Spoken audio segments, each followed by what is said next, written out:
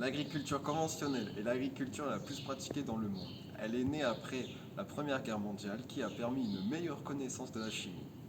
Ce mode de production est utilisé dans des produits chimiques comme les pesticides, les OGM, organismes génétiquement modifiés et des intrants. Engrais chimiques, les pesticides permettent de mieux protéger les cultures contre les maladies et les mauvaises herbes. Les OGM sont plus résistants aux maladies. Cette méthode de production se nomme aussi agriculture intensive ou agriculture industrielle. Entre 1960 et 1990 a eu lieu la Révolution verte. Durant ces années, les progrès réalisés en matière d'agronomie et scientifique ont permis une augmentation considérable de la productivité. Les surfaces cultivées ont également beaucoup augmenté. Grâce à l'arrivée des engins agricoles et de leur côté, les semenciers ont mis au point des semences hybrides beaucoup plus productives.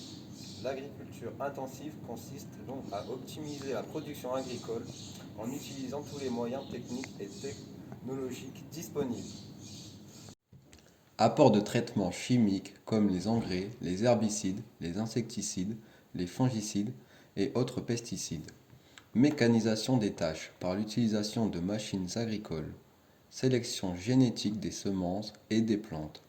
Drainage des sols et irrigation gourmand en eau.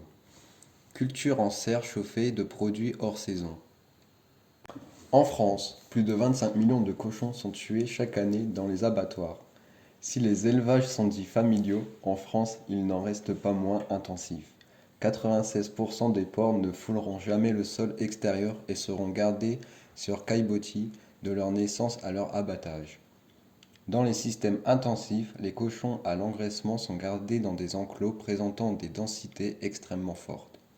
À telle densité, les cochons peuvent difficilement se mouvoir et se coucher tous en même temps. Sans se gêner, ils sont également fortement contraints dans l'expression de leurs comportements sociaux. Alors que les observations en refuge montrent qu'ils pourraient vivre entre 15 et 20 ans, les cochons à l'engraissement sont envoyés à l'abattoir à l'âge de 6 mois, en étant encore adolescents. Durant cette courte période de vie, en moyenne 20% d'entre eux meurent en élevage de causes diverses. Les truies reproductrices sont quant à elles maintenues environ la moitié de leur vie dans des cages individuelles et étroites, qui ne leur permettent pas de se retourner, cages de gestation et cages de maternité. Le reste du temps, la réglementation demande à ce qu'elles soient gardées en enclos de groupe.